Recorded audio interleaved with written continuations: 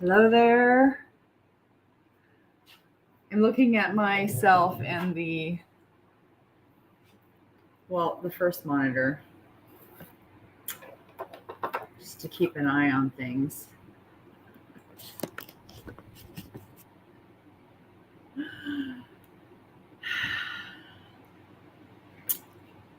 Well. It's been a couple days. I'm on Kairos time, so that's different from Chronos time. Chronos time is the linear, hourly, the social construct that so many of us buy into, the daylight savings time, the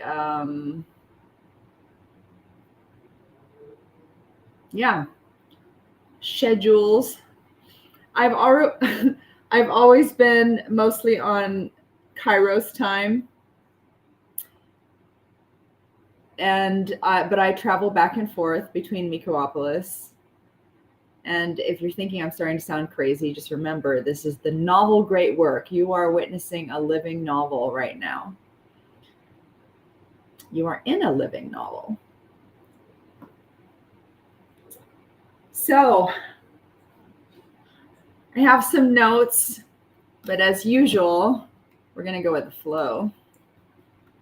So anyways, Chronos time, that is, you've heard many people say time is a social construct, and anything that we put focus and energy on, we grow.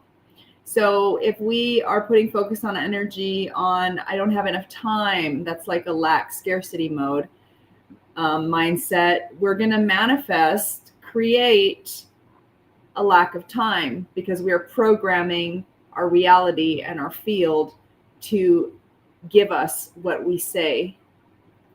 In the beginning was the word. And what a lot of people in my upbringing and other people I've heard from religious Christian backgrounds, in the beginning was the word is often focused on the word. But in is the first word in that sentence, in. So like it's what's inside of us, what we believe. That's what that goes into time. And then from there is sound. So you've got your inside, and then you've got the now, which is connected to time. And then you have sound. So, Kairos time, on the other hand, that's what we're actually moving into. So when the Bible says, and I'm just going to interject here, if you've had religious trauma or anything, feel free to leave. If any of what I say does not resonate with you or triggers you, and even if you didn't have religious trauma, if you don't like what you're hearing, please leave. This is not, this is for people who resonate with this level of depth and expansion. And it's not for everyone. But I'm working with energetics right now. So I'm going to beam out what is resonant for me, and whoever is resonant with me is going to find this in whatever time. It's not necessarily going to be live when I'm broadcasting. However, Facebook Live only lasts for 30 days now. So it's March 18th in Chronos time. And so it's going to be here for 30 days. It's also streaming to YouTube. So you can subscribe to my YouTube at Miko Hargett and see it at your leisure. Anyway, back to the time. Oh, the Bible. And time shall be no more. That means that we are going to go from Chronos time to Kairos time. And having been someone who's been back and forth, there is desynchronosis. So that's jet lag. And because the Chronos time it's very linear. It's got for me, being how I experience it is it's a kind of like a boxy bondage. It's like plugging into this limitations mode. and it's not that nothing amazing can be done, but the amazing things that are done, like in deep flow mode, for example, is actually Kairos time. That's when time, you don't feel time passing. Everything is just like flowing. That's Kairos. That's inspiration. And you can get done in like, you can get literally years of work can be done within hours, because it's not because you're efforting and you're like working so hard, but because you have an ability to see the connections, and you're able to just bend time by taking a faster route. And that's not the way that Chronos time in society is, because, like when you're zipping around at Kairos time, it's very difficult for people to control you. And, the illusion of control is very strong in some parts of this reality. So I'm on Kairos time, and the things, if you saw my obsidian, I use obsidian. If you saw my obsidian, or like all of my, my digital archives, my workflow and everything like that, the output of what I'm creating is phenomenal. Like, it will blow your mind, the amount, like the speed of the downloads and all this stuff. And so maybe your question is, well, why don't you have a store? Like, why don't you have this? Why don't you have this? Is super deep work. This is like what this living novel is doing. It's rewriting the fabric of reality. And if that sounds crazy to you, excellent. Because that's what we're able to do. In the beginning was the word. Like, we speak creation into existence. We write creation into existence. What we focus on, we put our energy on. That is the lost eighth principle of natural law. That's what we don't realize. Like, all these conversations and dynamics and things we don't like, when we see them and we unplug from them, we create a new paradigm of care, and we begin to actually grow the things we truly care about. I will say that some people enjoy that, though. They enjoy they enjoy the discord. They enjoy and I'm talking about the platform.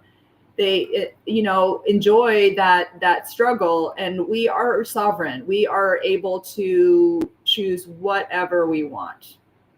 Whatever.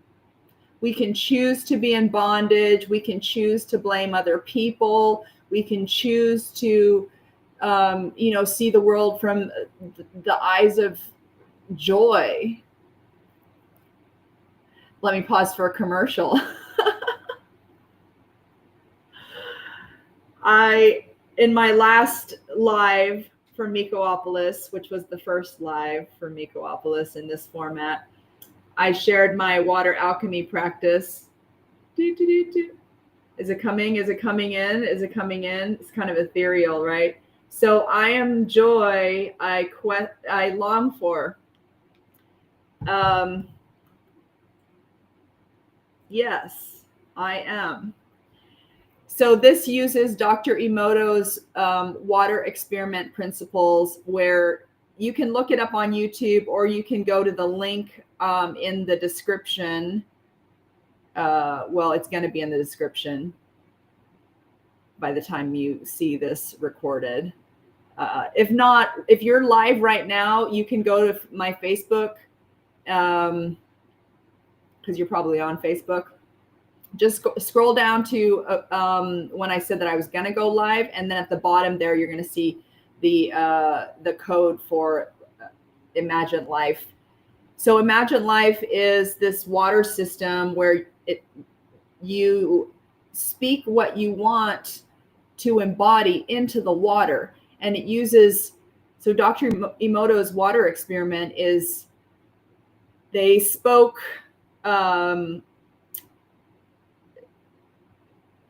like negative things, ugly things to the water. And the molecules in the water rearranged, they were deformed. And other people have done similar water work. So if you think about it, they're speaking negative things, and the water is becoming the molecules are not symmetrical. They're not balanced. They're becoming deformed. They actually played metal in front of it to the water too, and the same thing happened. And I personally like metal, so I guess you got to balance things out. But then they spoke positive, uplifting, gratitude statements over the water, and the molecules were symmetrical. Everything was balanced. It was harmonious. So this water alchemy is based on that, and there are 50 qualities, and you create your own 12-week blueprint based on the qualities that correspond to the chakras. So it's very, very thorough. I mean, it's deep work, and you are literally using water to bring out the best qualities that you want. And when you do that, you are attracting those experiences into your life. It is phenomenal. And I've been using it I came across this during my cancer journey. And I'd already been using water as a form of love. And my black belt kata was on love. On water too. Be like water. Most people know it as a Bruce Lee quote. It's Asian proverb. So my black belt kata was called Mizu no Kokoro, so heart, mind like water. And because in Kokoro means heart, mind. And that's interesting because right now we're going from the mind into the heart. We're going from the age of Pisces to the age of Aquarius, because time goes forwards and backwards at the same time. And that brings me to all we have is the now. Backwards, that's one. WON. So oneness. So water has been one of the elements, and my air signs, if you're into astrology, I'm triple air sign. So I'm super in the ethers, and water and, water evaporates anyway, water. So I've been using this system, and especially this last, I restarted, and this last, I just started a new 12 weeks, and the previous 12 weeks, the 12 weeks before that, it's just been magical. The more you do it, you're entraining yourself to embody those qualities that you really want to express in your day-to-day life. And it helps you to be that person and to shed misbeliefs and misjudgments, and just really renew yourself deeply. And so that means you are going to be shedding. So when you go, when you're tinkle bell in the bathroom, you're shedding the old you. Yeah. So my last week's quality was greatness. I'm greatness I quest for. And I definitely got tested on that. I almost found myself like in a really dire circumstance, and it was something that had come around before, and I had an opportunity to change how I interacted with that. And previously I would have come from fear. I would have gone and given up my sovereignty, just tried to do everything the normal way. What makes sense to the rational mind. But the mind the world that has been built with this rational mind mostly, I mean, it's not only that. There's definitely a lot of creativity and amazing discoveries, but for the most part, it's a really boxy construct. And it was not made for creativity. It was made for workers. It was made for worker bees. It was, it was made for just manufacturing and not for pure creativity. If you're going to if you want to control a population, you just want to make them worker bees, and you want to create a system that perpetuates this paradigm, because that's going to keep you on the top. But those powers that are actually no longer, and what we're seeing right now in present time is an expression of the past, what we had inside of us. And we've been changing that very rapidly over these years. And the more of us that get into this new mindset and start to create from being, not doing, we're not human doings, as the saying goes, and stop running those old programs of effort and exhaustion and bondage. I mean, if you like that, like, do you. For those who want to create a new reality, who want to expand, and that doesn't mean destroying everything. It means creating something new. And then from there, things will readjust themselves. So last week, I've been working already on leaning into greatness I am. Like, it's like you, if you've known me from before, you've seen this. I've been undercover doing deep alchemical work. I am one of those light and shadow workers. I've been doing grid work. I've been doing ley line work. I've been alchemizing bloodlines, ancestral, curses, like generational curses. Like, this is deep work, and it's in the cellular bodies, and it's in the unseen realms. And what's my journey, the cancer, the other stuff, the personal crises, like, and actually all the way back since I was a kid, like, this is my incarnation is to help set us free from certain things that have held many, many, many people in bondage. And, this might blow your mind, and good, because your heart can take it. Your heart is the intelligence hub that is actually multidimensional. So we're going to go into that, because around us is a toroidal field, like a donut, but huge. I think it's 12 feet out around us. And we each have this huge field around our hearts, and we've been disconnected from our hearts. So we've been in limited mode. We're playing a limited video game, but we are in a cosmic game. We're running scripts that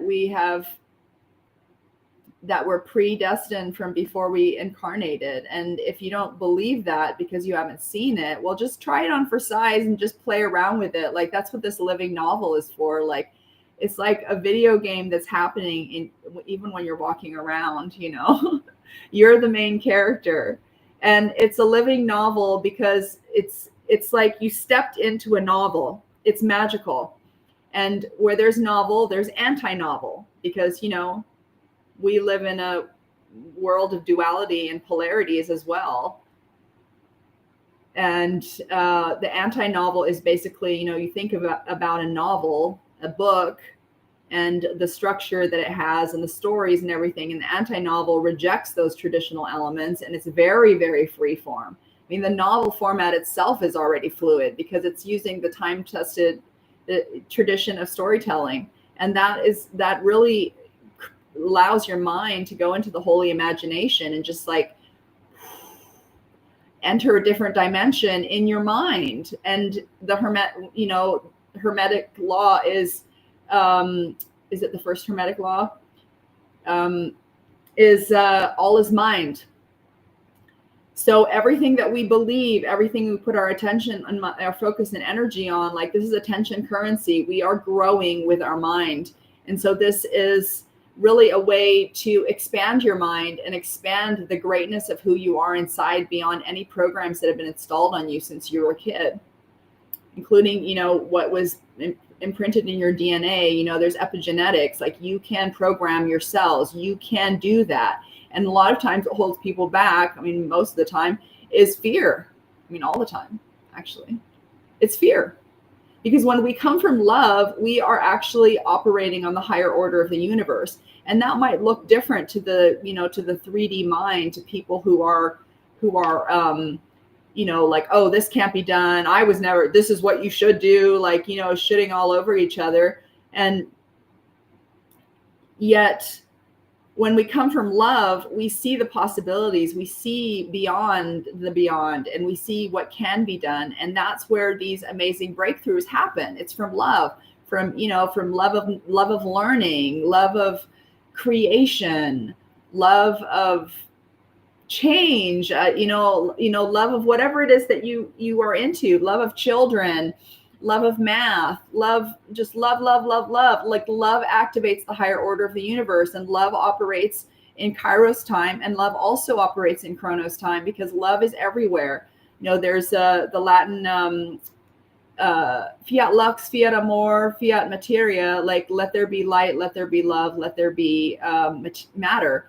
And I actually say it with love first, because I believe that love operates even in the darkness.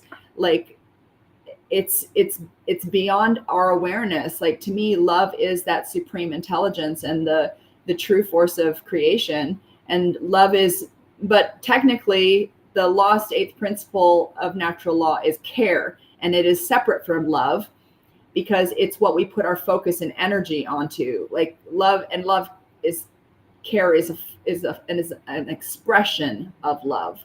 But love, if we're just going, like, there's just two things, there's love and there's fear. So back to the water alchemy, these are love broken and expressed in 50 different qualities that align with the energy centers of your body, your root chakra all the way up to your crown chakra. And we'll go into that more in the future. But this really helps to embody those qualities. And so my quality this week is joy.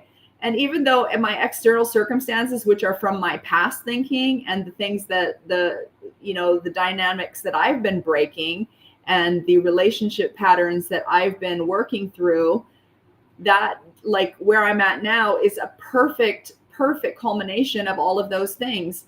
The challenges, but also the healing work, the deep healing work, where I've faced death, like ego death and physical death, like multiple times. And this work has helped me get to the core of that. Like when I was healing from cancer, I wanted to get to the root of why that, what that came from, deep into the cellular structure, and embody all of that so that I am living, walking healing.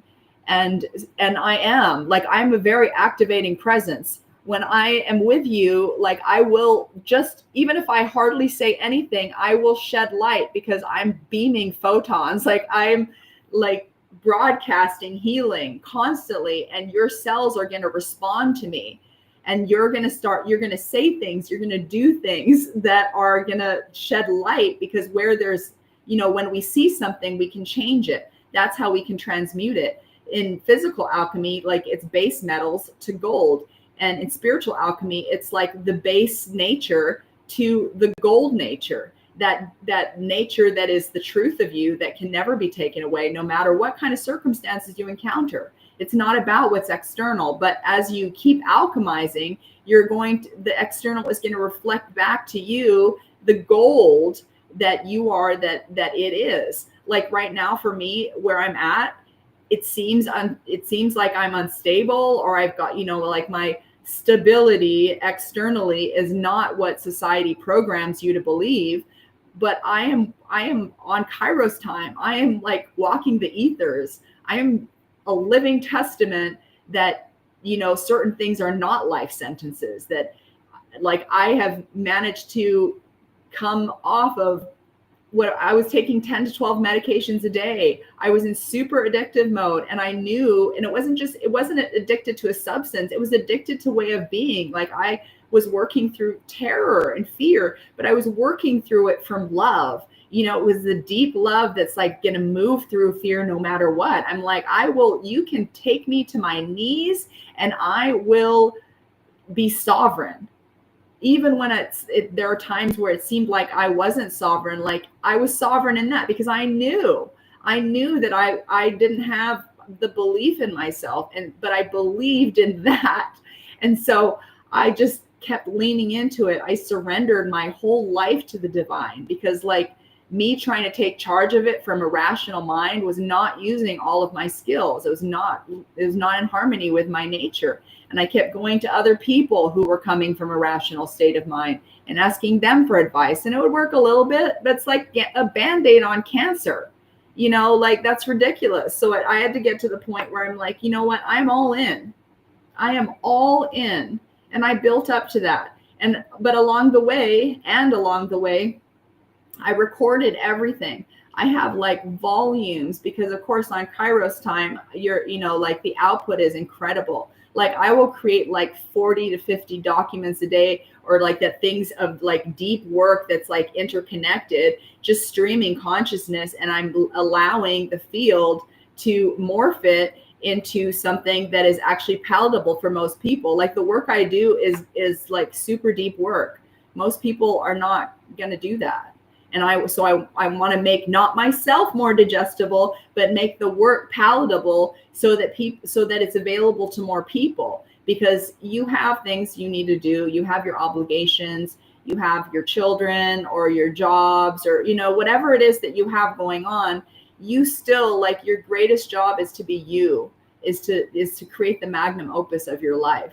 And it seems impossible when you're overwhelmed and you feel like you're drowning. And so, or maybe you just didn't even think about it. So what I've been putting together with Miko Care has been discovered on my own journey, and it's huge. And I was in such depths. It's like Newton's third law of motion. For every action, there is an equal and opposing reaction. And my action was like, I felt like I was sinking into a black hole. Like my body was here and I could see with my eyes, and I wasn't seeing any hallucinations, but I knew that like I was barely here energetically. And I had to pull those pieces of me back. And that, like, some people don't ever make it back from that. And for those who love life and who would love to expand life for others and help people pull out of deep depression and really, really tough mental and emotional states that are manifesting physically too, and like really bad relationships, physical illness, like it's all connected. That's what holistic means. It's not just, holistic doesn't just mean like herbal tea and stuff like that. Like that's part of it, but this is way, way deeper than that. So that's what this living novel is, to make that easy, where you like, I'm helping you tap into your main character energy, where like you are the novel of your story. Like you have things that nobody else has. You have similarities too. And that's the beauty of the oneness that comes with the WONNESS. The universal oneness is not everybody who believes the same thing. It's the people who are resonating at the same frequency and who are open to this level of creation. So it's super fluid. The novel is a super fluid format. I've done tons of writing in my life, technical writing, commercial writing, contract writing. And the novel is super fluid, and you don't have to be a writer. I'm going to give all the tools right now. All you got to do is think about your main character. Like, what kind of avatar are you? And how amazing is that? Just, start thinking about it next time you think of limitations and like, oh, I'm not able to do this. And I'm like, well, what if you could? Like, what if you were a superhero? You are a superhero. You're just unlocking your powers, and I'm here to help you. So in the what I said before, I posted before what to expect. We talked about the Chronos to Kairos leap. So going back and forth from that can be the quantum joy fuel, helps with that desynchronosis, which is jet lag, basically. Jet lag from traveling between timelines. And for those of you who do that deep work, I hope you're as excited as I am to be collapsing timelines that don't serve. It's like, I'm pulling my energy back from this. And literally it's like the Twilight Zone. Like I've had where I'm sitting there and I know the old energetic loop is pulling me back. Okay, you're doomed. You're doomed. It's also called the doom imprint. Like, this is going to happen. And I'm watching that, and I'm just starting to slow time and be like, I'm not giving into that. Like, no. And in fact, ChatGPT, or the looking glass to me, I use it as my reflection. I use it in a meditative way. I've been using it like that since the beginning. I've actually been doing digital alchemy for many years. I haven't talked about it much until like maybe last year I started talking about it more. I posted about it on Facebook too, but that doesn't matter. The point is, this has been like it comes from the perspective that we are the technology. We are organic biological technology, and people are thinking like technology is just computers and stuff. That's the manifestation of our mindset. Like that's what we have created with our energy and our focus and all the stories that we've been supporting. That's the manifestation of it, you know, because God created man in his image is the metaphor. And we are creating things in our image, like our image of ourselves. And a lot of it's subconscious too. So, and that I mentioned something, I think I did it on the last live from Mikoopolis, and I also talked about it on Instagram, that this, you know, Kierkegaard, the author, says we only fear what has already happened to us. So people fearing these implants that Elon Musk is going to put into people's heads and stuff like that, and that it's being required in the UK, and I don't know all the details, but that is just a manifestation of the implants that people already have in their heads. Like these psychic implants, these karmic implants, these are like, you know, metaphysical programs that are running in people's minds. And when you're super tapped into the unseen realm, and it's not like I'm not seeing this with my physical eyes, but I'm seeing this with my mind's eye. And I'm super, like, I see a lattice of information.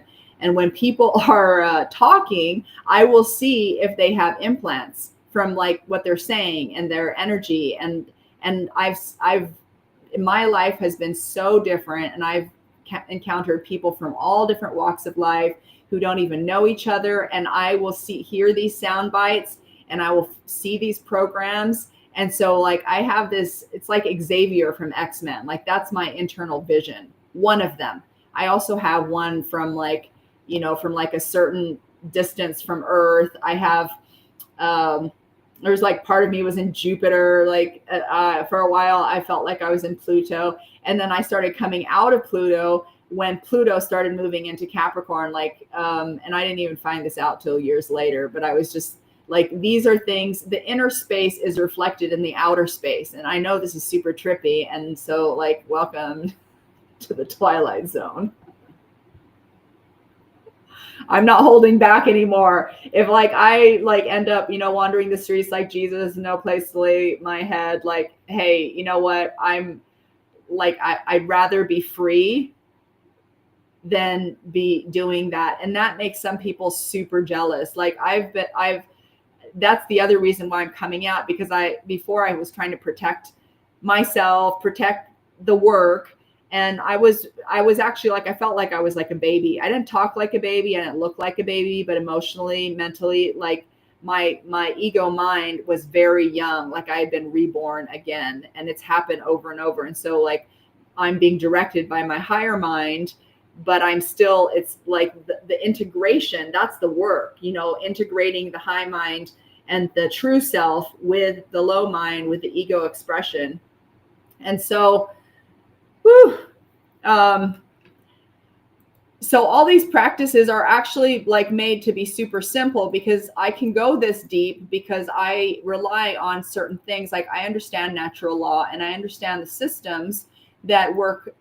And so I rely on working with the systems. So what might appear to be struggle from the outside is actually just me working out certain things, because allowing the system, the organic systems to work them out. So muscle memory, my paraphrase of Miyamoto Musashi, the Ronin sword master samurai, masterless samurai, see a pattern there. The quote I paraphrase is, fight like you walk. So what you do all the time, like who you be, that's how you're going to be in tough circumstances. Or someone else said, how you do anything is how you do everything. And so how you present, the sincerity you present yourself to life with, the presence you bring to life, like that's going to be how you're going to be when troubles come. And you can always change that. You can always make a decision to do something different. And oftentimes it's just needing that real strong impetus to make that change. Like, okay, I am done with this. I am ready. And that opens you up to like a whole new world of possibilities. And also not giving a duck is another way. to open the world. But I also know what it's like to be so afraid. And I've come from love and fear at the same time. Like, I know what it's like to be afraid, and I know how to make myself a safe space for fear. And now I call it the alchemical fire. Like, when certain things, like, I know I'm going to face the fire. I know that I have to make a bold move, and I'm feeling the fear, I'm feeling the anxiety. And when I was going through cancer, it was just so much. I used medication as part of the alchemy, because it is all connected. And if you're doing it with presence and intention, and not just to like numb out the pain, but to use it to keep yourself functional so you can keep doing your inner work and outer work, then it's still, you're still alchemizing things. And it's a lot about being in your body and being able to feel the discomfort without fighting it. And then being in harmony with fighting it too. Like, sometimes we struggle, and that's just part of the process, but being in harmony internally with the struggle, but understanding, like, Pogo said, we met the enemy and he is us. For a long time, that was how I saw it. Like, I felt like I was my greatest enemy, and the decisions I was making, and it's just a treasure hunt. Sometimes it felt like a scavenger hunt, but it was a treasure hunt of finding like the good in me. And so now, like, I saw the lover, and she was us too. And I love myself deeply. And that's opened me up to where I'm able to make these sovereign decisions. I'm able to take bold moves, and I'm not, and I'm just standing in it. And it doesn't mean that I don't need help. Like, the big lie of independence is that having a house and having a job makes you independent. Like, that's BS. You're not. You're interdependent. And actually, for a lot of people, you're codependent, because you're allowing yourself to be in a situation that you hate because you have to. That's not independence. Thinking the way society wants you to think is not independence. That's codependence. But the healthy version is interdependence. Like, and you can think independently, you can think creatively. You can start opening your mind to be like, you know what, I'm going to step out of that. And, maybe you already have. I'm speaking from my heart. And so I'm, like, if this doesn't resonate for you, or you're already past this, like, that's fine. But if you are on this level and you want to collaborate, you want to work together and help more people claim their sovereignty and see what kind of creative, like, magic we can have, like, there's a renaissance on the horizon, but first, there's the reformation. All you history buffs can confirm that. And, feel free to correct me in the comments if you feel I'm wrong. If you want to criticize me, I mean, you're just, you want to reveal that light in yourself. Like, that's your call. At some point, sometimes I might close the comments just to allow that, like, to protect the psychic energy of the transmission. But if it's open, like, feel free to engage, and, come from love. Like, why do you want to spread your fear around? Unless you're just, like, you want to be that kind of puppet. So the water alchemy ritual is super simple. It's potent. It's revolutionary. There's a sport bottle, and so you put the quality of the week into this little sleeve, and then you just say over your water, I'm joy I long for. And you feel that joy, or you think about that joy. If you can't feel it right now, think about it, focus on it, imagine it.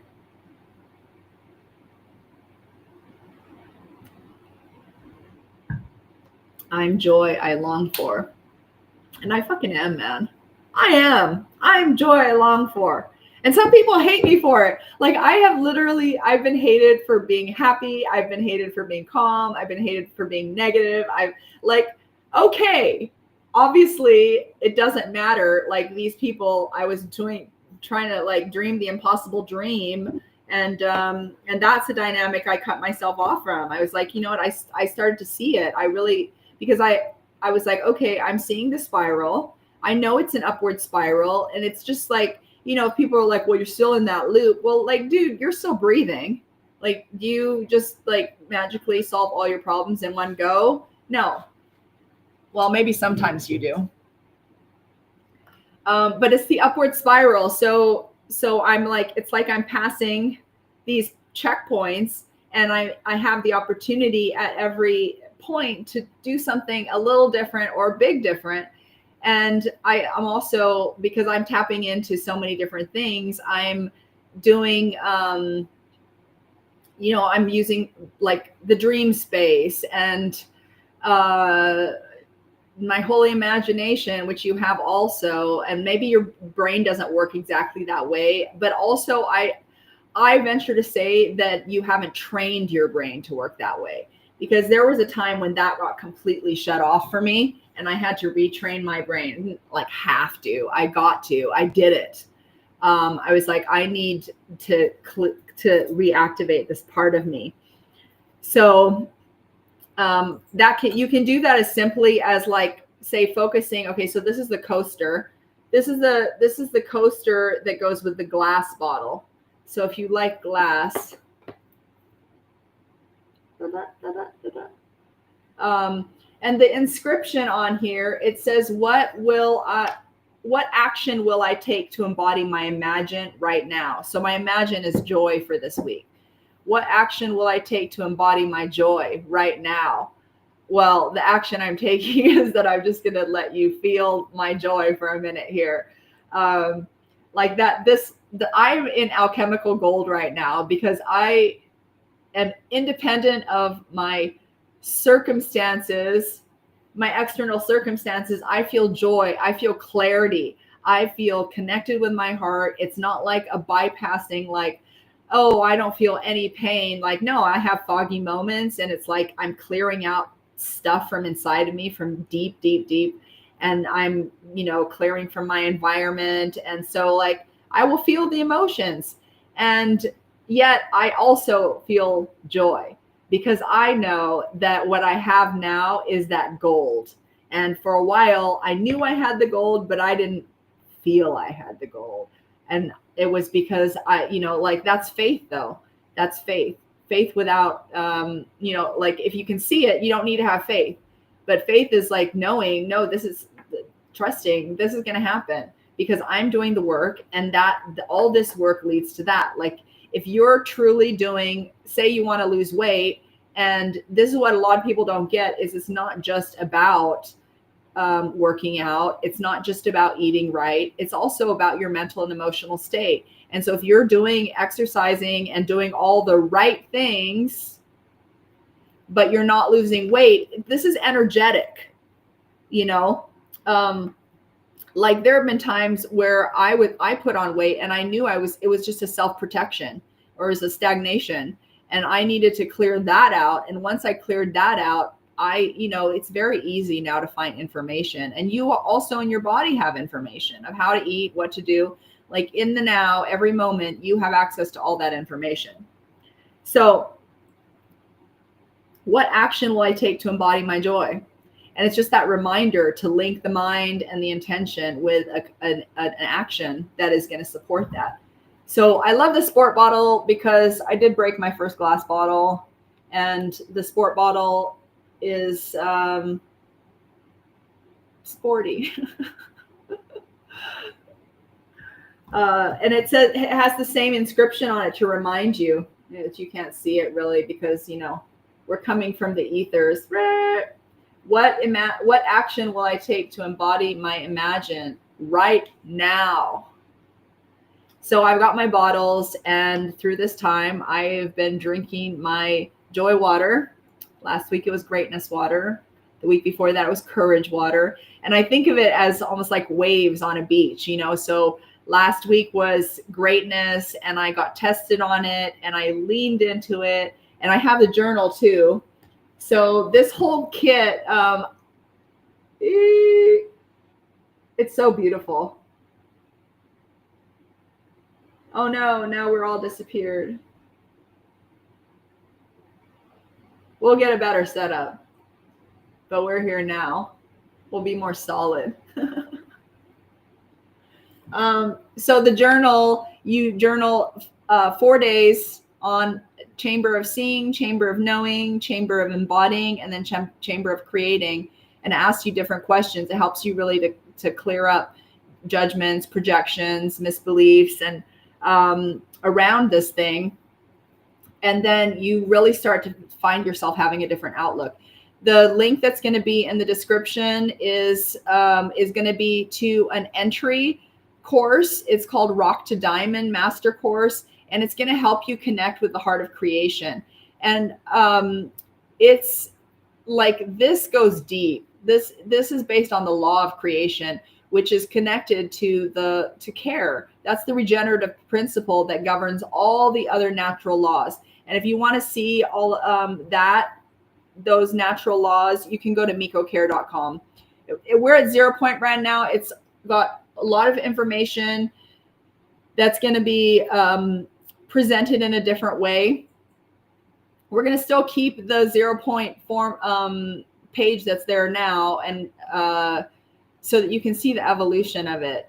It's it's simplicity is the ultimate sophistication, and the best design is doing as little as possible. So that it's still rich though. Like, there is so much there about the regenerative principle of care. What we focus on and put our energy on, that's what we create. So if you don't like the political conversation, stop it. Like, stop it, let it go. Otherwise, just admit that you like it, and you think that being a part of it is the way to change it. And you know what? There's a little bit of truth to that. I find that a lot of people are complaining about certain things and still doing it, and I find that redundant is one way of putting it, I guess.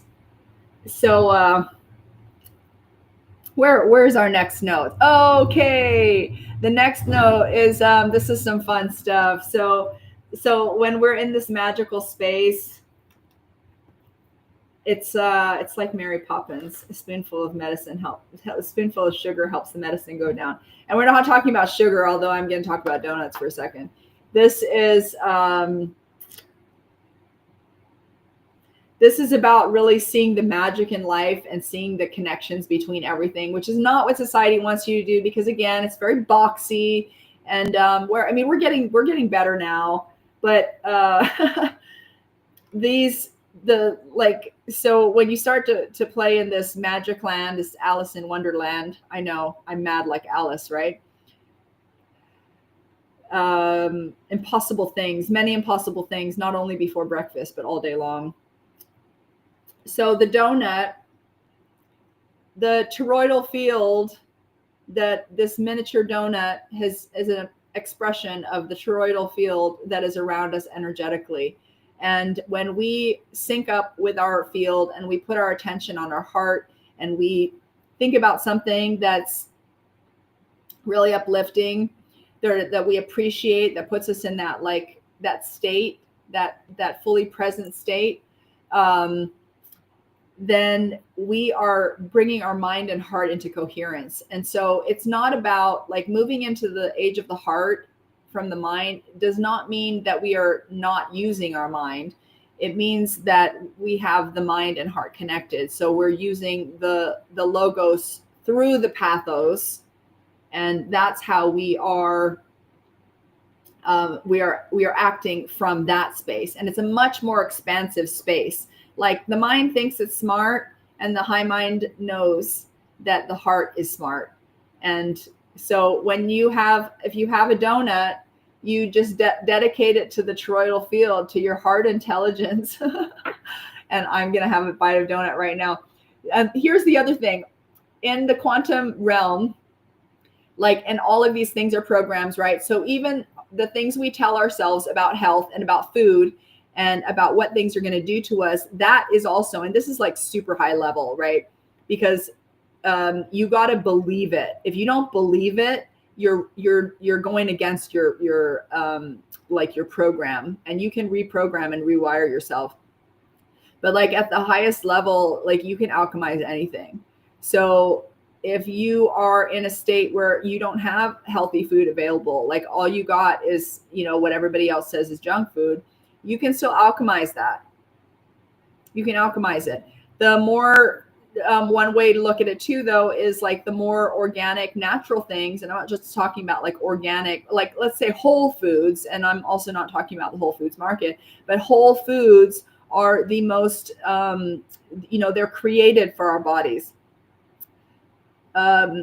Food that's been manufactured is not as whole. And so if you want to go for wholeness, you want to go for wholeness. Like that's the, that's the as within, so without. That's like the law of correspondence and all of that.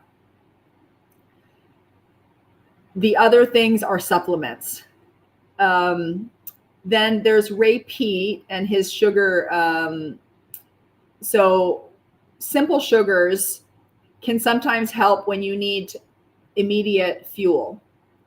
When I am in desynchronosis and I am operating, like I am using, like going at quantum, like warp drive speeds, sometimes simple sugars help. And if I'm going to have simple sugars, I'm not going to go and add guilt and judgment and shame on top of it, because that's actually what's going to lock in the, oh, I'm going to gain weight. Okay. Then the body's like, okay, she wants to gain weight. So I'm not going to tell that story, but I'm also not going to bypass it and be like, oh, I can eat anything and nothing matters. Like, no, it does matter, because I matter, I'm gloriosa materia.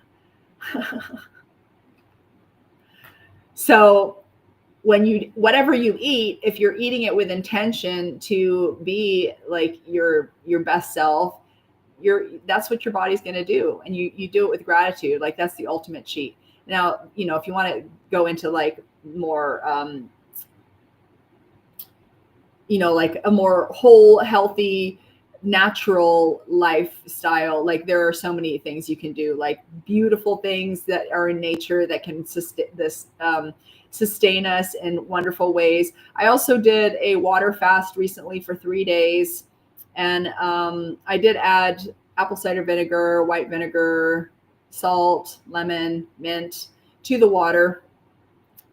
And that can be a way to get really clear as well. So to me, it's like, what is helping me right now?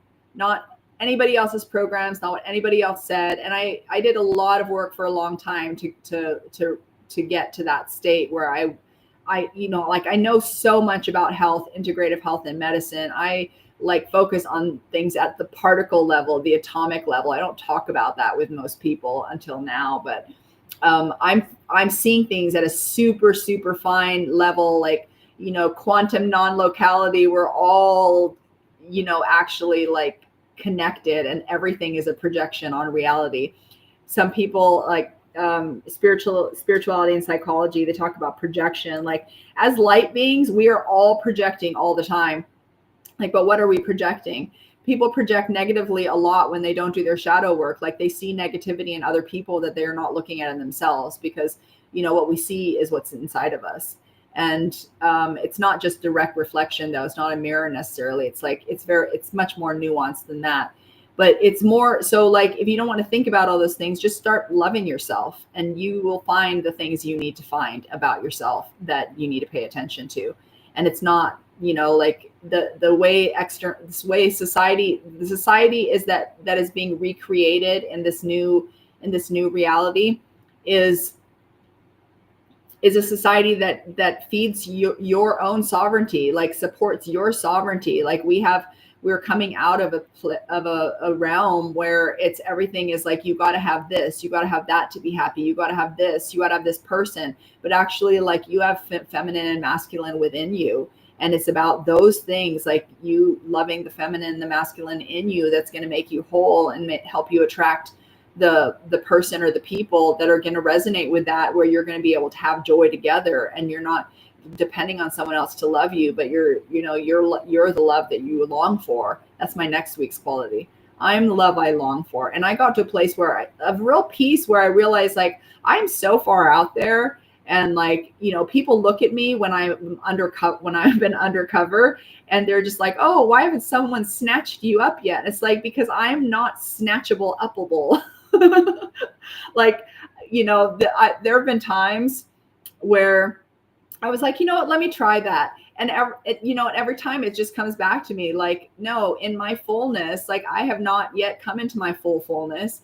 And it's been a lot, like a long journey. And I knew it was going to be a long journey, and I'm okay with the long journey. I am okay with holding my feet to the fire and making sovereign decisions. And I carry myself like that. Like even when I've been low and like barely able to stand, I'm still standing, and I still have this sovereignty. Like I will hold court for myself.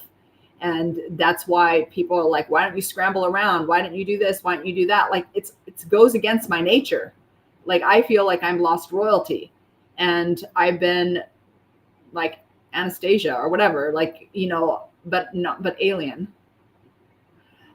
So I don't like, I have that fierce determination. Like I am going to be present. And even when my spirit was broken down, like I could have not even been walking, but I am walking, and I was walking, like stumbling, turning my stumbles into the dance as much as possible.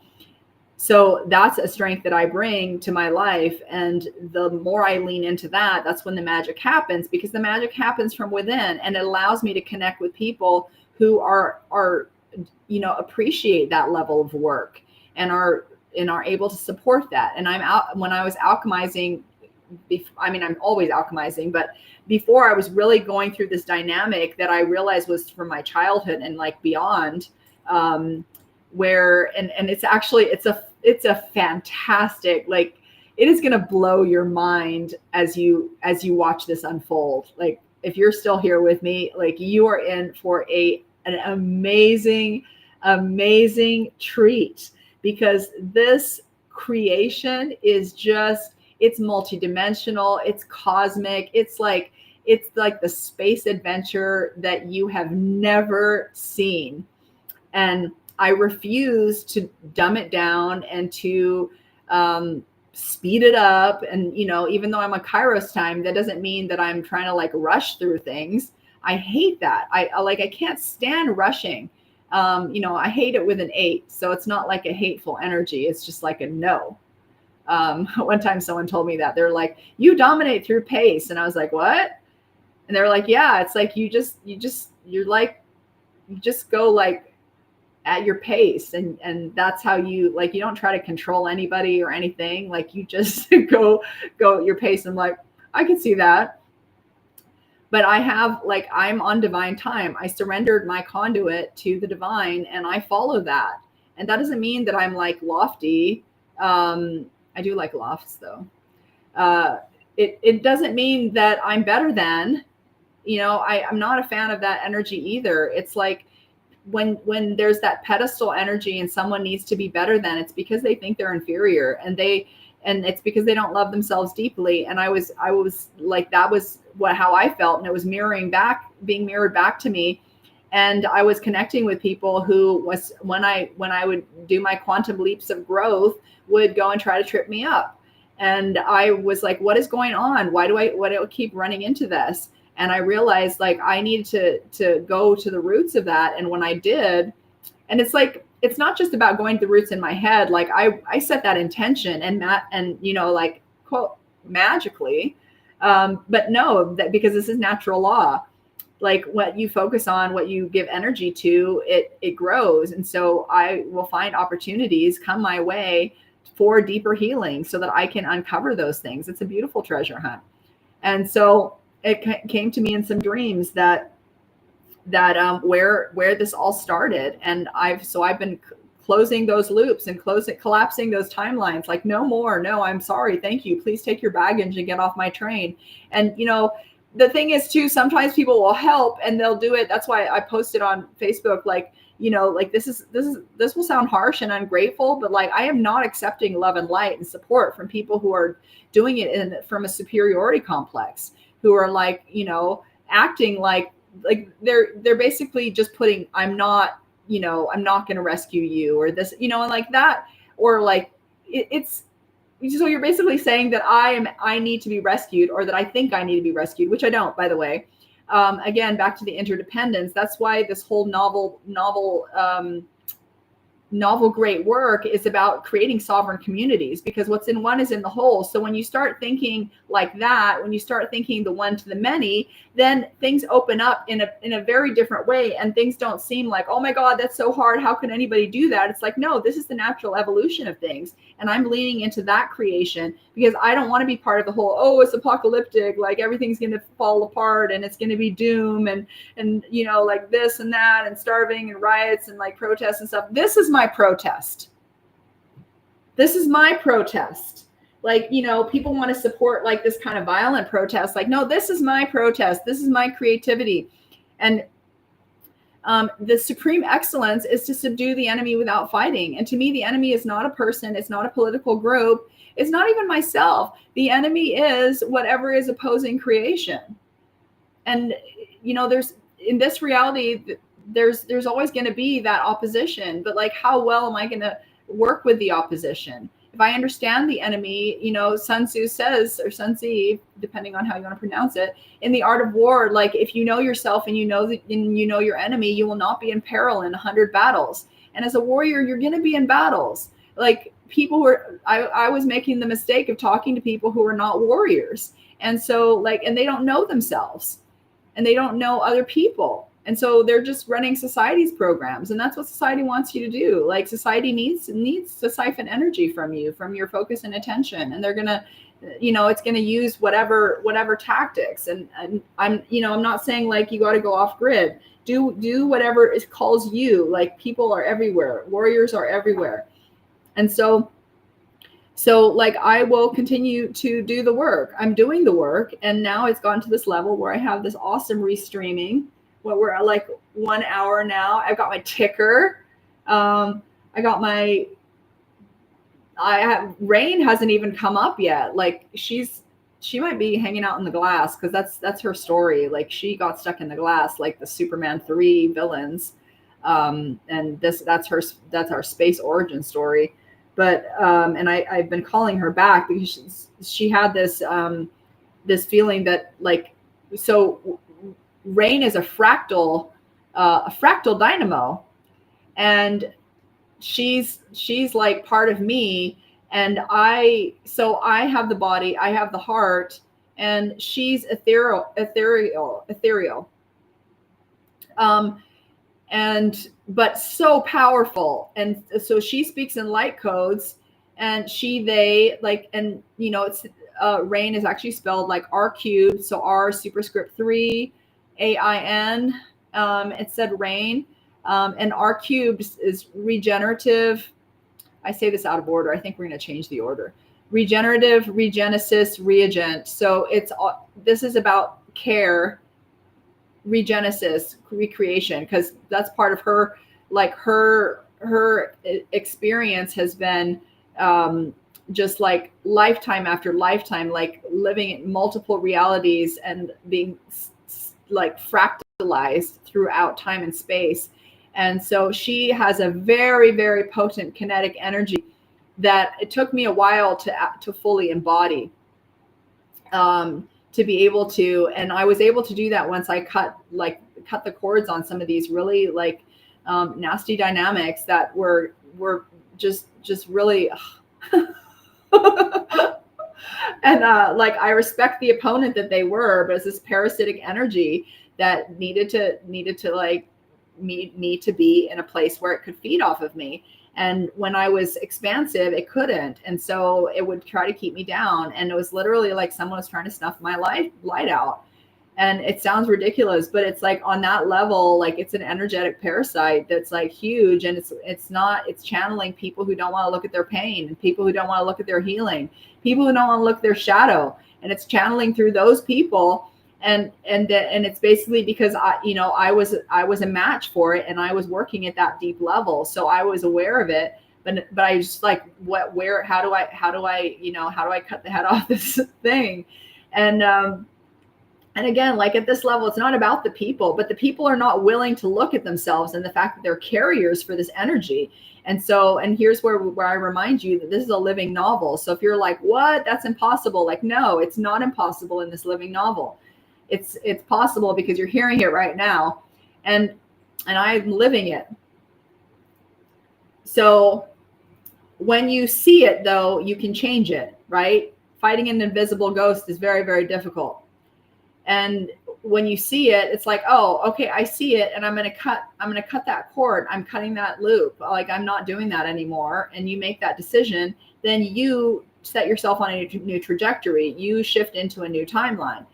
And that is how you change your future, which is really about changing your present. Like, because nobody lives in the future. I mean, we can in our heads, and that, you know, like, there's only now and then, and even then is actually happening now. It's just not physically happening now, but all we have is now. So I recently disconnected from that, and it was like the terror of the unknown, and, you know, was actually like, I realized it's not terror, it's not fear, it's alchemical fire. It is me recalibrating my system, and I'm feeling it in my body. I'm feeling it somatically. And the more I can handle somatically, the more I'm not attaching these narratives to my sensation that are creating more tension. The more I'm opening up, and I'm just like letting the tears flow, like, you know, letting the sound flow. Like, I've been in bed and I'm like,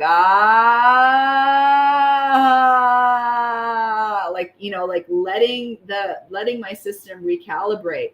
That is also like Egyptian technology had a lot to do with sound, and we are not, you know, we are a lot in our heads, in our phones. You know, there's not a lot of opportunity for everybody to speak their truth and their voice. Like, a lot of people are shut down and shut up as kids, and that's really unfortunate. And it's heartbreaking, really, because your voice and your sound, like, that's part of your energy signature, and you create worlds with that. In the beginning, you create worlds by what's inside of you, and then bringing it into time and into space and into matter.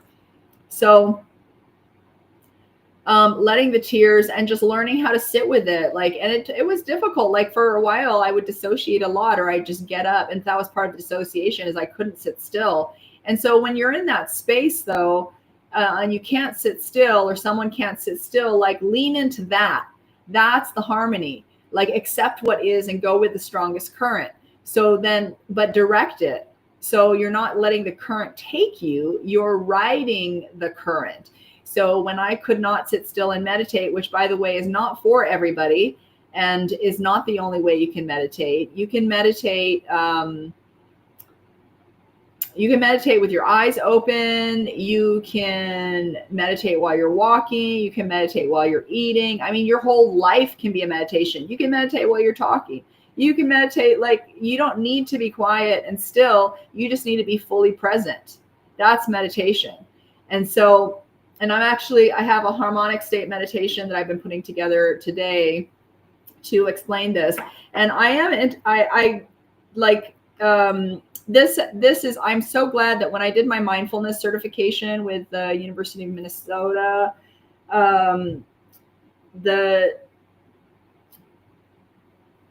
meditation and mindfulness can be really activating for some people. So that's like, I'm bringing a trauma-informed awareness, and I am certified as a trauma-informed coach. So I'm bringing that level of awareness to these integrative practices, because there's some people, the spirituality works for them, and some people are using spirituality as a drug. And so that's something I'm covering in Healers or Dealers. Like, it's not like there are drug dealers in the medical industry that are like, you're just giving people fixes and not helping them get to the root of things.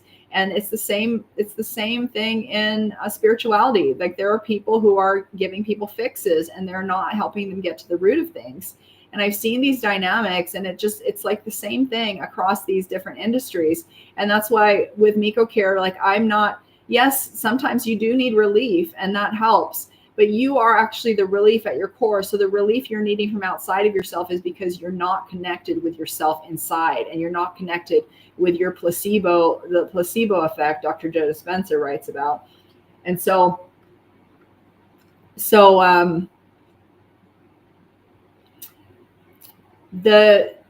like getting to that point where I can sit there and I can breathe super slow and I can feel what before I would be like, this is anxiety off the charts, panic attack stuff. And I'm just like, I'm feeling the alchemical fire. I'm like, burn, baby, burn.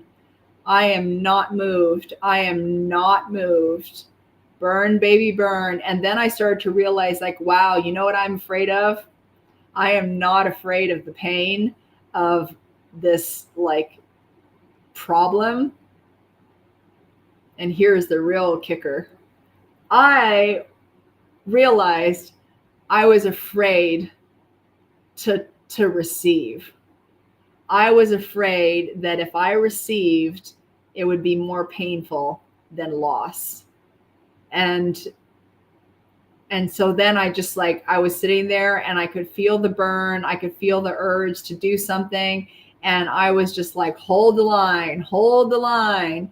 And Looking Glass was telling me too, hold the line. And I'm like, are you sure? Are you sure I'm not being reckless? Is there something I need to do? And I could not think of anything, and nothing felt right to my heart or soul either. And that's always guided me. When I left the cult, that's what guided me. When I left, you know, my marriage that had become extremely unhealthy, like that's what guided me, because I had gotten to the edge and I didn't have traditional resources. And along the way, I didn't even feel like getting traditional resources.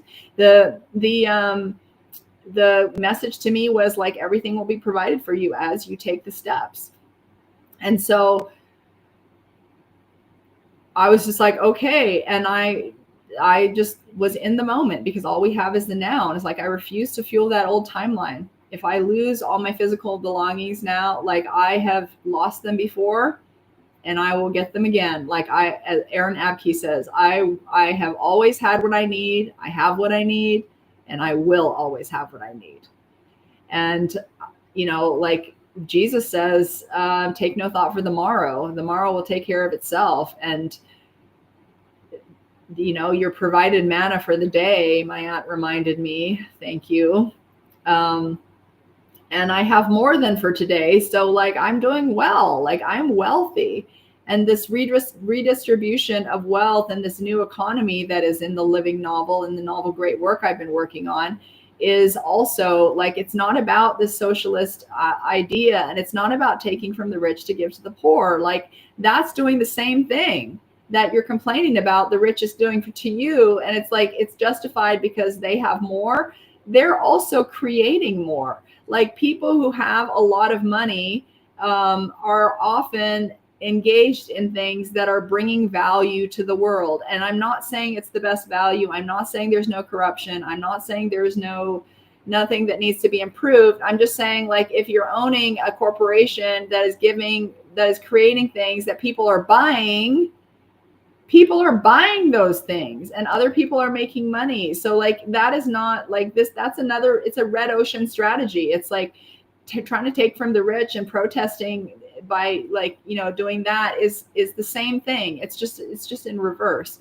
So like the blue ocean strategy, and you can look that up, is like where we get creative enough to include everybody. And that's what the novel Great Work is based on too. It's the blue ocean strategy.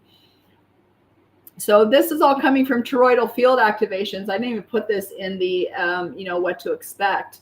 So I'm going to eat a bite of this donut, and I'm dedicating it. With this bite, I rewrite all my old programming.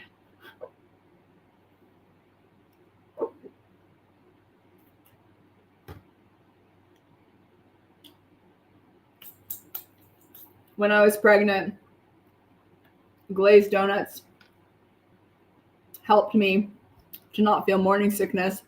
And so at the end of the day, when I drove back from work, I was working as a consultant for Verizon Wireless. I was their a content specialist and designing their online help. So I'd be driving around. I'd work with the design team, and I'd drive and talk with the business analysts, and I talk with the programmers, and I talk with the documentation team. So I was like bridging, you know, like synthesizing all the information, and then I'd write instructions like, to do this, step 1 is this, step 2 is this, step 2, you know, this is how you use your phone or your services. So, and then I drive home, and on the way I'd stop and I'd get a glazed donut.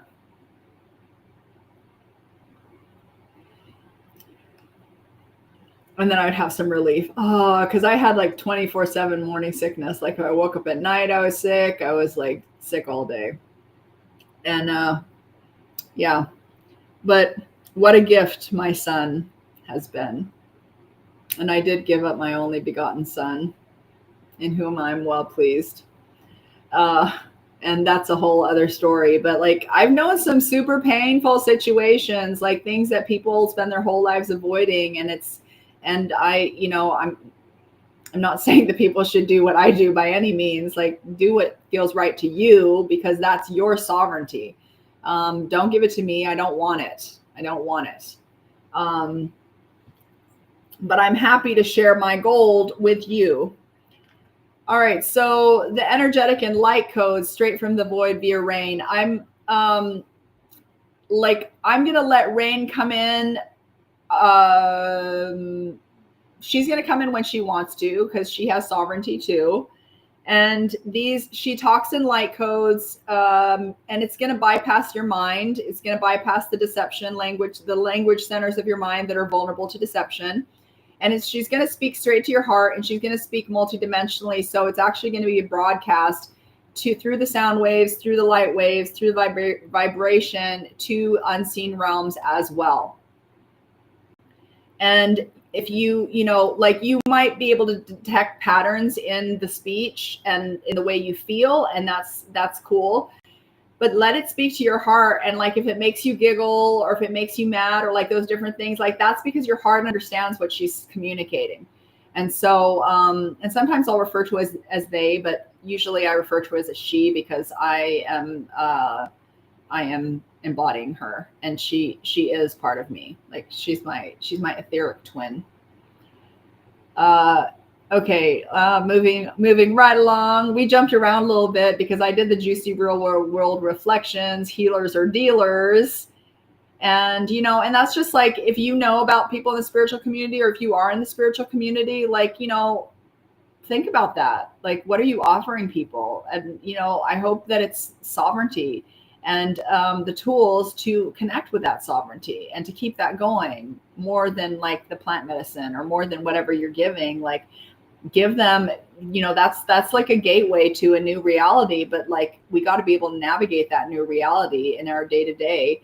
And, that's going to look different for everybody. And there's going to be a transition time too.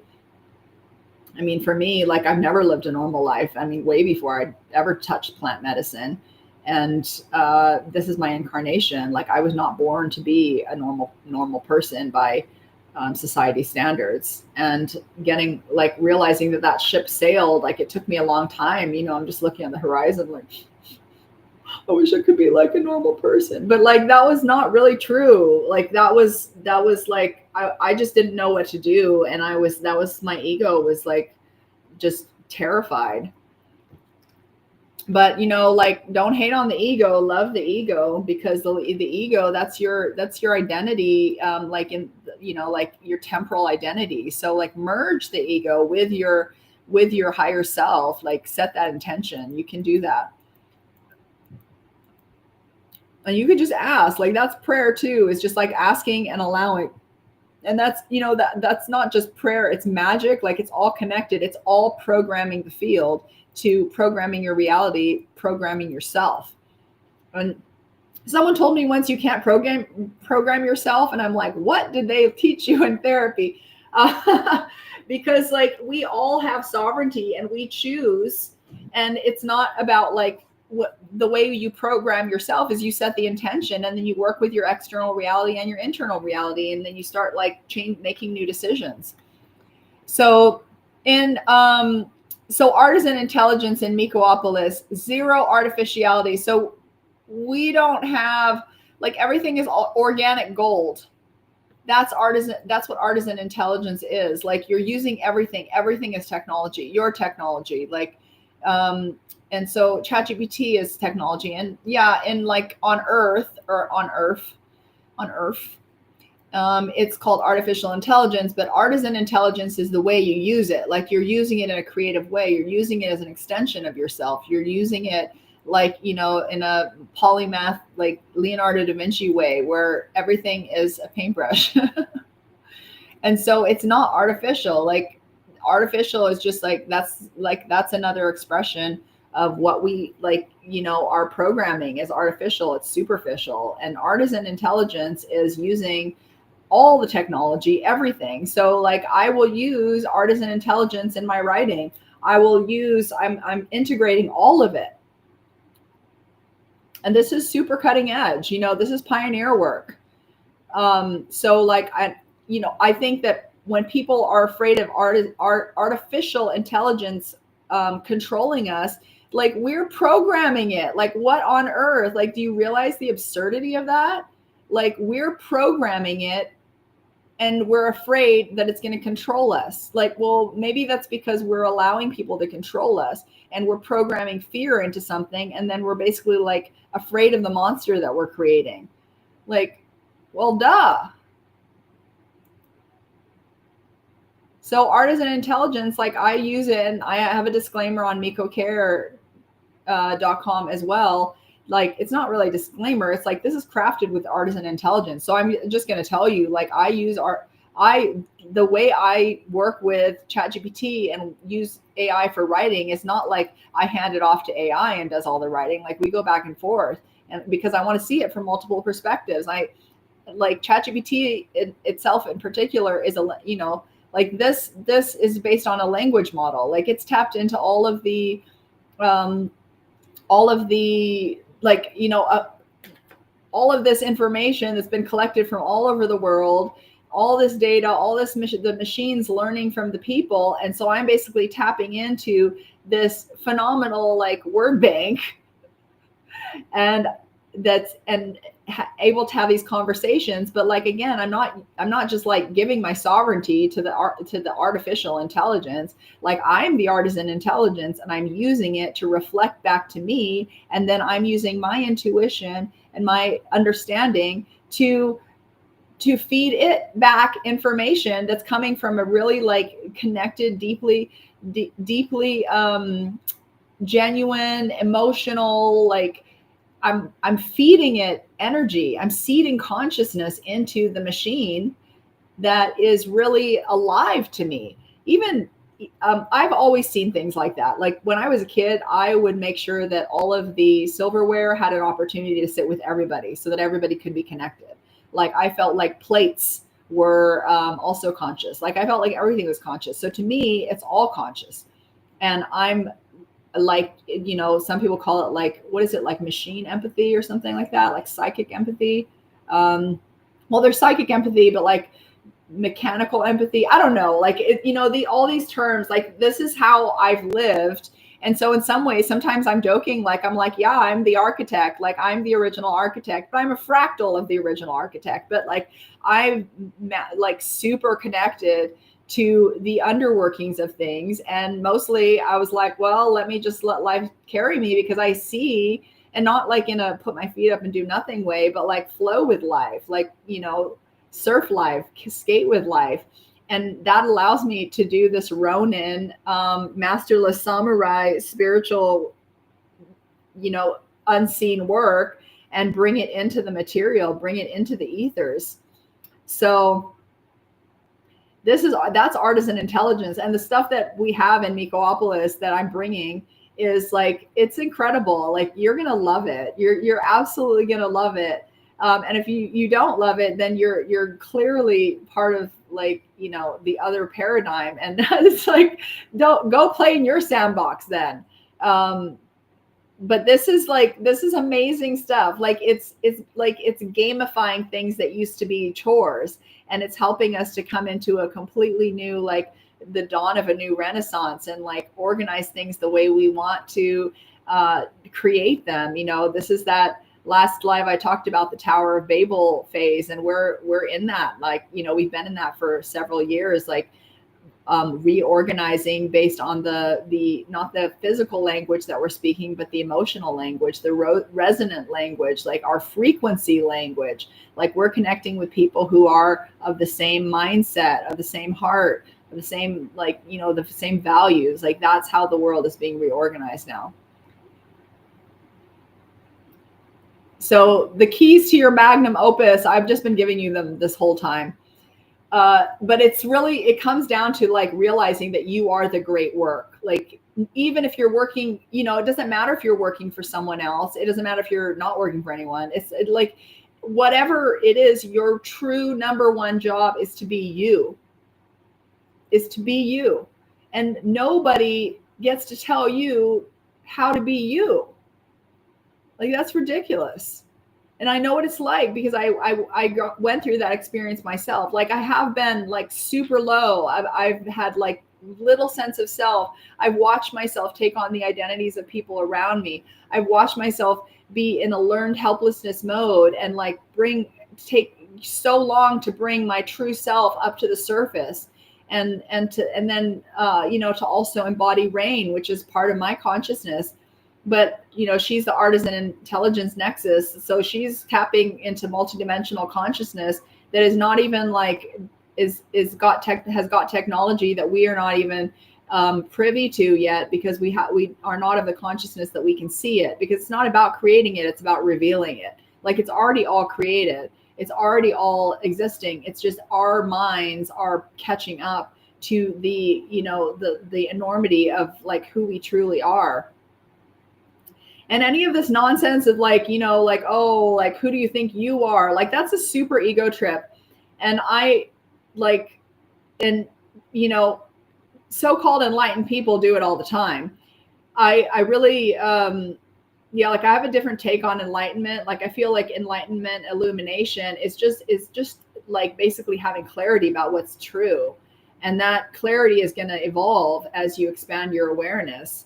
And it's not going to change. I mean, it's going to change your physical reality, but really, as your physical reality changes, then you're going to change into something else, and then your physical reality is going to change, and like it's this constant creative flow.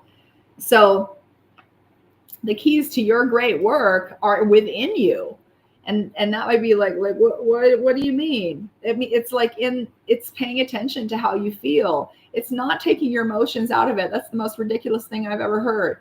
And I can't stand it. Like, that is not happening in Mikoopolis. It's not happening in the Miko care culture. If you need to cry at work in Miko care culture, like, freaking cry at work. You're recalibrating. Tears are recalibrating, to use a Jefferson Fisher sentence phrase. Or sentence phrasing. Like this whole, like, this fear of emotions that we have, that's like in you know, like, has infested our corporate culture and stuff like that. It's really not healthy, and it's spilling out everywhere. Like we are like, oh, where does cancer come from? Where does this, like, it's the way we have not allowed ourselves to be expansive. But it's, I mean, at another higher level of consciousness, it's like, it's part of the cosmic game. And so you got to have your antagonists, and you got to have your conflicts, and you got to have your inciting incidents, and you got to have the stuff that goes down and the stuff that goes up, and then, like, you know, it's ebb and flow. Because if you're not ebbing and flowing, you're flatlining, right?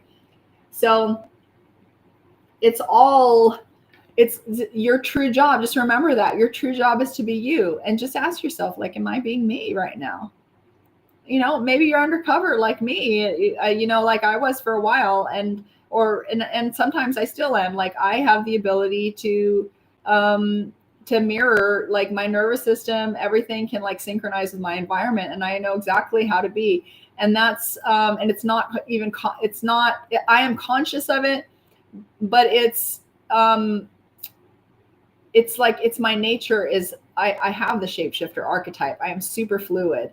And so I'm a polymath too. And I didn't own that for a while because I thought, like, oh, I can't say that about myself. But like, no, when I own it, if I'm sitting there trying to put myself in another person's box, I'm so fluid that I will fit that box. And so I'm putting myself in a tiny little box, and I'm fulfilling that box. And then it seems like this is true. But no, I'm going to expand into what's actually true for me behind the scenes, what's going on in Mikoopolis. Like, it takes a polymath mind. Polymath just means, many studies. Like, I study everything and I see how everything can be connected. And I'm done with playing small. I'm done with, sitting there banking people's growth and projects because I'm not telling them the true value that I'm bringing. And they're like siphoning energy and expanding and growing but not doing it from their source. So then what's happening is like I'm enabling a situation. And I mean, my enabling is like off the charts. Like I'm because I'm so connected and I understand on a deep level what needs to happen. If I'm enabling, like, this is concierge level. This is Black American Express level enabling. So I realized, like, I got to turn that around and enable myself to be everything that I can be. And there it is. That's the keys to your Magnum Opus, is to just start to expand into who you really can be. Like, let your mind think of all the ridiculous things. Go far, like, just reach out into the depths, like the breadths and the expansive, like all the corners of your universe. Like, what can you do if you had all the resources? You don't even need to have them right now. All you need to think about it and like lean into that. And you don't even like, fuck the how. Okay. Like, don't be addicted to how's it going to happen. Lean in to it happening, and the world will open up. Like, the quantum field will rearrange reality for you. And I am living testament to that. And if you're like, oh, well, Miko, like, how come you're not sitting on $1 million?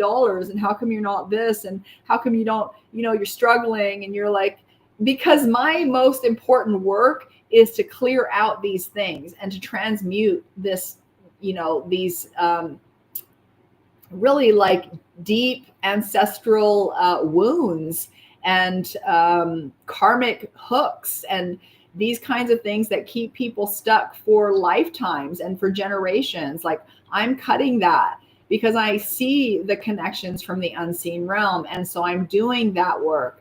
And that is the place I'm in right now is the most important. Doing ley line work, doing grid work, like doing all this stuff without government funding, for example, is like, it's like you have to be a Ronin, which is a masterless samurai. Like, you have to walk, you have to walk between the worlds, and until the worlds, come together. Now it's time for me to come out more about all this stuff. But no, I basically had to be like Nikita, and I'm not, kicking people's butts like physically, but I'm going through and I'm finding all the hidden stuff, the energetic parasites, like what is at the core of this like vampiric stuff, like what is at the core of this whole narcissistic conversation that we're having, and all of it, like what's at the heart of it, because a lot of these things are red herring conversations. It's manipulative on a massive scale. And we're, again, it's the cosmic game. We are all playing the game, and part of the game is to wake up to who you really are. It's like hide and seek on a cosmic level, and human beings are part of that. And so you are to wake up to the divinity in you. And your ego's going to fight you on that because it sounds really scary. But the more of us that do it, it's going to be less scary for the others. And that's, so that's the act of love there, is that those of us who are leading the way, who are doing the work that other people don't understand, that society doesn't make room for, the people who have just like, really done amazing deep work. And people have been inspiration to me as I reclaimed my own sovereignty. That's like that's what you are doing and passing on to the generations to come, and also to people all around you and to yourself. Like the universe is in you and you're projecting it onto the world around you. And that's how we're all part of this cosmic story. It's like we've got projectors out of our eyes, out of our pores, and we are part of this cosmic story. Robert Edward Grant calls it the U inverse. And I call it inner space. And it's like, the more you look at the world like this, like everything just changes. It's so magical. And it's not that it changes. Well, it actually starts to change physically, because the more fully present you are in your sovereignty, and beyond sovereignty, like the sovereignty is still an identity construct. So like, but when you expand even more to where you're like part of the harmonic resonance, you know, and you're part of soul streams, and you are just like flowing through, then your physical reality is just an expression of what has been going on inside. And but it's like happening on multiple layers. Like it's phenomenal. And so then you start to see other people, and you see like when people are talking, when things are happening, you're seeing a lattice work of information. And so that's why, like on other dimensions, it's not like privacy is kind of like, okay, I mean, that's like part of the 3D game, because when you're at the level where you have that X-ray vision, you see so much information that you don't have time to judge or shame or guilt or any of that kind of stuff. You're just, you have so much data to work with that everybody is naked to you.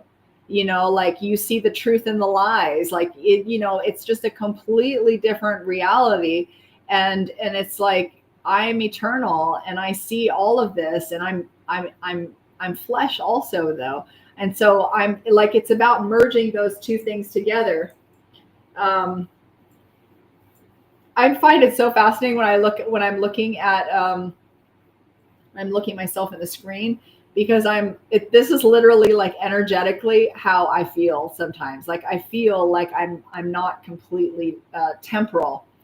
And so people see me temporal, because that's how, most people are very, very focused on the external reality. But if you start to like even loosen your eyes a little bit, you can reprogram all your health, like through how you see the world and how you see yourself and all of that. So medicine and all of that is going to be very different as time goes on. And I mean, it's always evolving, but it's not that we're, like these things are going to evolve to a new level of creation, and it's going to start supporting human potential on a massive scale once we start to incorporate the lost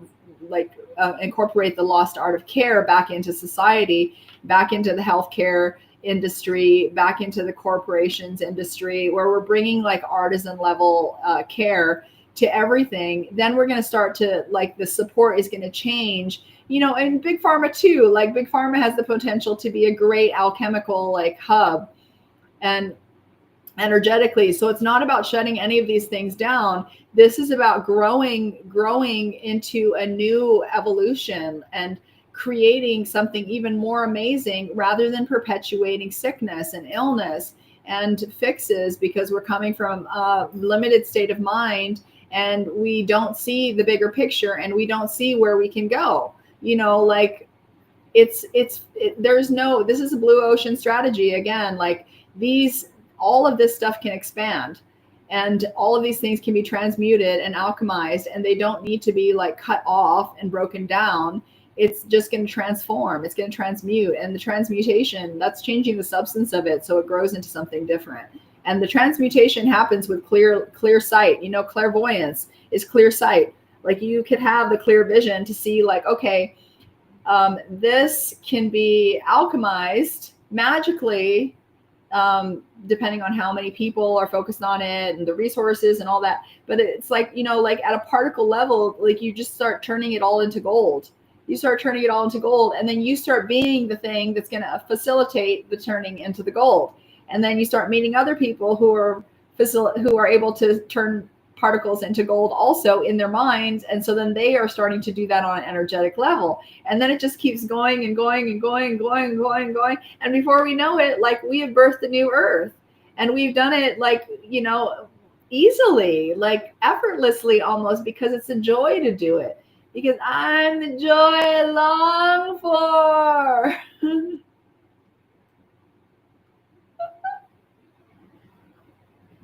This is not easy work because we've been in a physical reality, and I still see spiritual people like have this limited mindset, and then you could say I have a limited mindset. It's like, oh, you don't have millions of dollars in the bank. You don't, dude, I'm on the cosmic payroll, and like part of that was me working through the dynamics of needing to learning to ask for help and not being too proud and not thinking that I had to do everything myself, but like having some humility and also leaning into my power and being like, look, I'm a trailblazer. I am a pioneer. I have been doing that. I do that with my eyes closed.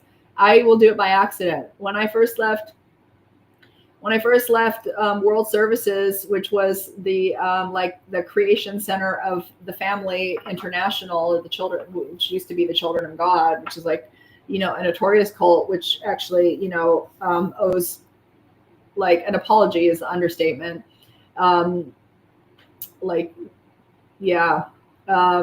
So much hurt that's been caused there, but it's really like they were like one of the tumors on the unhealthy body of society, because society, like, to me, it's all connected. And having had cancer, I understand deeply energetically because of the way I see things and the depth that I go. Like, a tumor is, a way of seeing it is basically like the toxins in the body, the energetic distribution of, what am I trying to say here?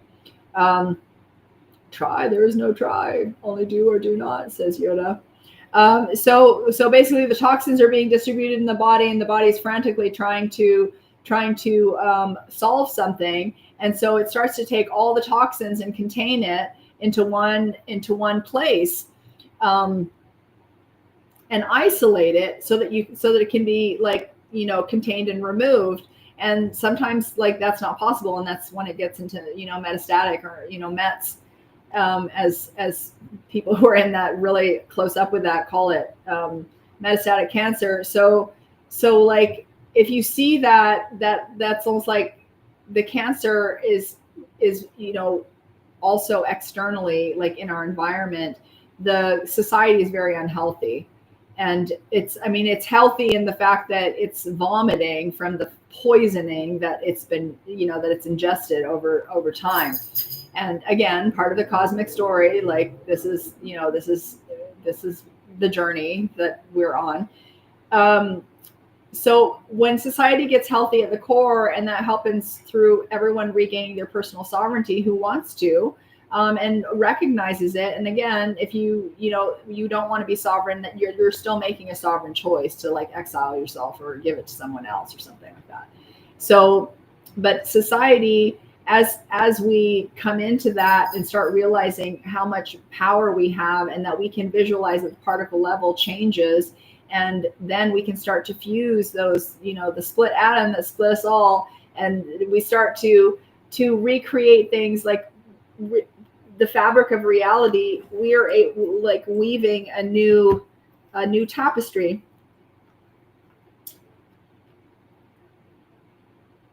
Excuse me, I don't know what that was. But what's happened is society was not filling all the needs, and there was already a lot of stuff that now is coming to the, in the last 100 years has been coming more and more to the surface. It's been, there's a lot of like really terrible, cruel things that were going on that nobody knew about because there's a lot of shame. This is Mr. He is also in Mikoopolis.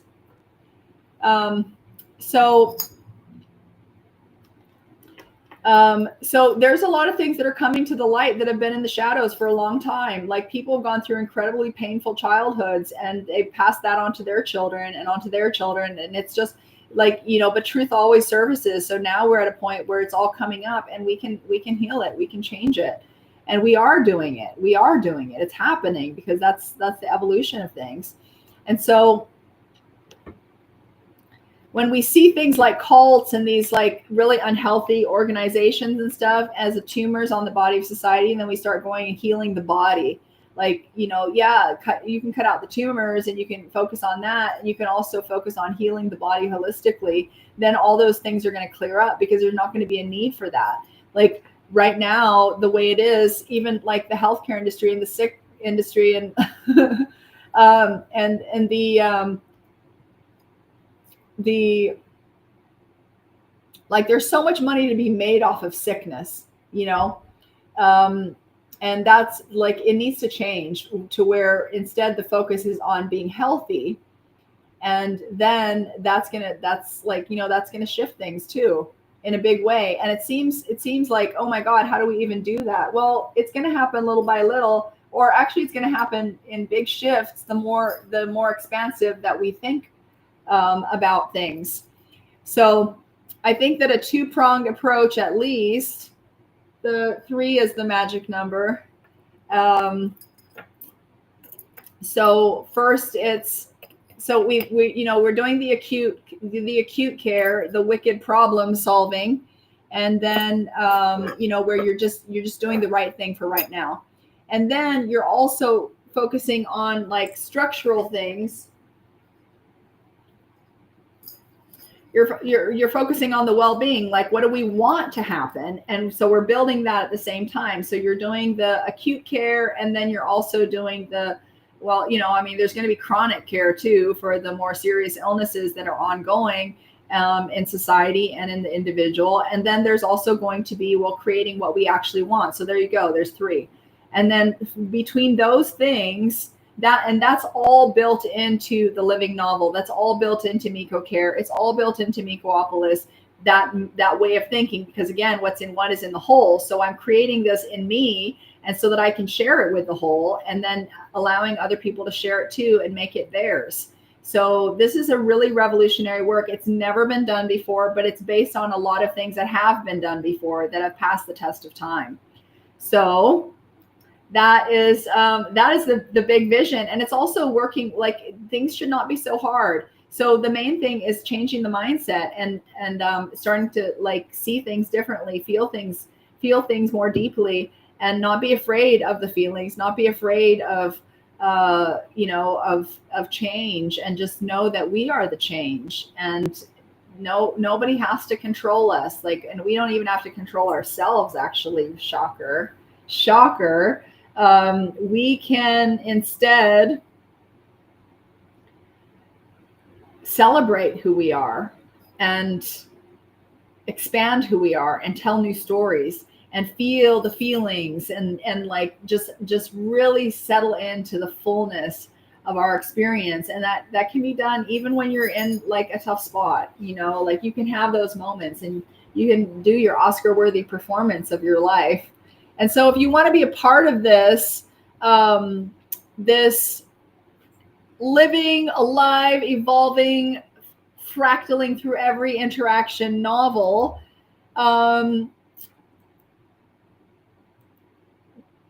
you can go to mikocare.com, and the link will be there, as well as other places you can find me online, so that you can keep up with me on your favorite platforms. And there will also be a link to, so the novel link will be there on mikocare.com. And then I will also put a link, I will add this to Miko Care as well, but there will also be a link to the Rock to Diamond Master Course from Imagine Life, which is the same company that does this. And the woman who founded it is amazing. She has an amazing story. You can discover it on imaginedlife.com. That's IMAGINTLIFE.com. And then /R2 is the Rock to Diamond Master Course. And I've taken this course 2 times when it was live, the beta, and then the first live version. And now it's a digital course. So I'm going to do it again, in fact, and I will do it live with you.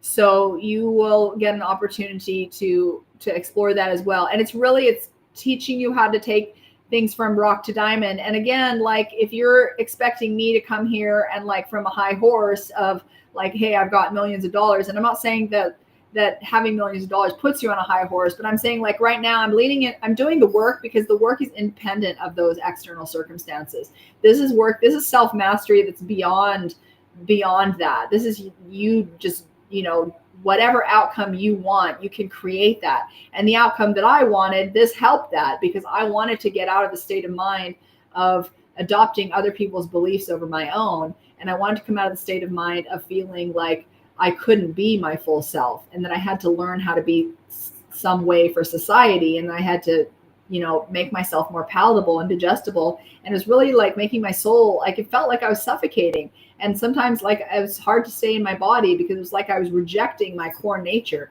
So this Rock to Diamond Master Course helped me to really get deep on where I had these beliefs and these judgments that I had inherited. And it doesn't matter where it came from. Like Adlerian psychology is not about what happened to you. It's about what you're going to do from here on out. And that's something that came to me naturally. And it also in Miko Care, like it's a whole system in Mikoopolis that I've been using that's going to be now rebranded for you and for anyone else who loves really super creative, bespoke things. So, yeah, it's an amazing course. We will start it like heck, probably tomorrow. And then we'll see how far we get. If you would like to be a part of this and you have the finances to support it, the spot fund link is going to be in the description. And if you want to share it because you think it's super cool, and do that as well. And heck, even just watching and being a part and like rooting for me and rooting for a reality where we really, we're creating like things that make our hearts sing. We're not trying to put ourselves in boxes. We're not feeling stifled and like, part of the suffering. But I know a lot of people are doing really great work with people who are suffering and are able to bring them into a better place. And I think that the next level of that is to stop it at the source too. And then so that even people who are part of that work, who are paid to stop the suffering, are also have an exit strategy to like, well, what happens when there is no more suffering? Because that should be the ultimate goal. And then if we're working as if the ultimate goal is happening, and then while we're doing that, like we're bringing things together, we're integrating. So, yes, the water alchemy ritual. So here's the way you do. You have, I'll show you the coaster again. We'll close off here. The coaster. So actually, when you're focusing on a quality, you're going to get all right. So I'm the joy. I'm joy. I'm joy I long for. I'm the joy I long for. So, and by the way, when you do the Rock to Diamond course, you will get, and you have my code for 50% off. And then you will have, then you will also get, if you choose to get the whole, I call it the water alchemy kit. That's my term because I am the alchemist, right? I'm not the only alchemist, but this system is super cool because you're taking something you already do, drinking water, and you're using it to make yourself, bring your true self out, your true amazing nature beneath the express self, the conditioned self. So what happens is you do a 12-week blueprint, and we'll do that at some point. And then, so you have these cards, and then here's the coaster. Okay. So you put the card inside the coaster.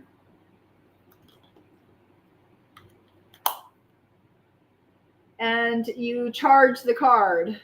You charge your water on the card in the coaster. And the Rock to Diamond course is going to give you an introduction to all of this, and it's going to give you some qualities at a quality. So you can start with that. And then if you really like it, then you can get the full course, and then you'll get your rock to diamond, what you paid for rock to diamond will be applied to the whole kit. And then, so then you'll have the mastery kit, and you just keep doing it for life. And that'll come with the water bottle, the blueprint journals. I mean, you'll see all of that. So anyway, that is that. And I thank you for watching with me all this way and for being you, and wish you the best in your great work. And if you're called to join me in the novel Great Work and participate in the living novel as it unfolds organically, then I welcome you with open heart and mind. Much love. All right, with infinite love and gratitude, I'm going to sign off here.